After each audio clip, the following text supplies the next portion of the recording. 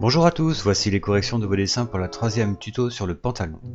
J'ai reçu les dessins supplémentaires sur le thème des personnages gaulois relatifs au second tuto, je réaliserai donc un petit diaporama très prochainement sur le sujet. Commençons par le pantalon proposé par Alix. Ce dessin a été réalisé au feutre tout en nuances de gris. Bravo pour l'attention portée sur les proportions. Le rapport entre le buste de ta silhouette et la longueur des jambes est bonne. Quant au pantalon, le volume des plis est bien rendu, chacun d'entre eux influe sur la ligne extérieure du vêtement. Je pense que la zone d'ombre de ton pantalon est un peu trop noire, sans doute t'a-t-il manqué une nuance intermédiaire entre ton gris moyen et ton gris foncé, ainsi on ne peut pas distinguer les ombres des plis dans la partie la plus sombre de ton pantalon. Voici le pantalon de Simon, au motif imitation félin. J'aime beaucoup le rendu de ta lumière sur l'étoffe, la double lumière apporte du volume. Tes ombres, notamment à l'avant du pantalon, sont un peu épaisses dans la mesure où tes plis sont minimalistes et se ressentent peu sur la ligne de bordure du vêtement. D'autre part, on ne sent pas vraiment la présence de ta cuisse droite de ton personnage. Il aurait fallu une courbe qui dessine cette cuisse sur laquelle tu poses ton pantalon. Enfin, fais attention au rapport d'échelle entre le haut du corps et le bas, l'épaule est trop basse, ce qui donne l'effet que tes jambes sont trop longues. Voici maintenant la proposition de Phileas. Ici, le pantalon est d'une étoffe qui capte la lumière, lui donnant l'effet d'une matière métallique. C'est plutôt sympa et très original.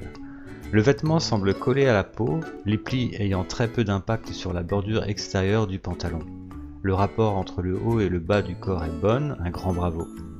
Attention cependant aux proportions de tes jambes. J'ai vérifié que les genoux étaient bien placés, cependant dans la mesure où c'est un pantalon moulant, on ne ressent pas le fléchissement des genoux qui devrait marquer un angle. Garde bien à l'esprit que la cuisse est plus épaisse que le mollet. Voici maintenant un travail collectif, Jonathan ayant apporté sa touche personnelle au dessin d'Emilie.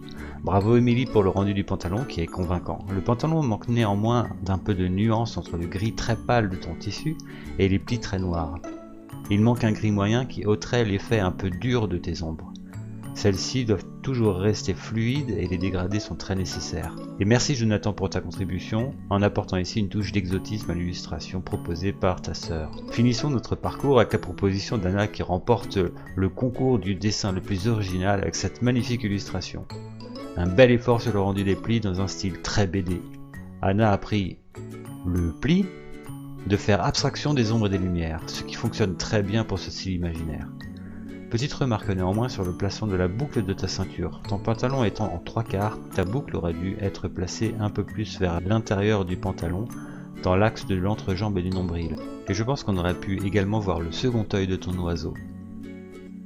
Un grand bravo pour vos productions, je vous dis à très vite pour le prochain tuto.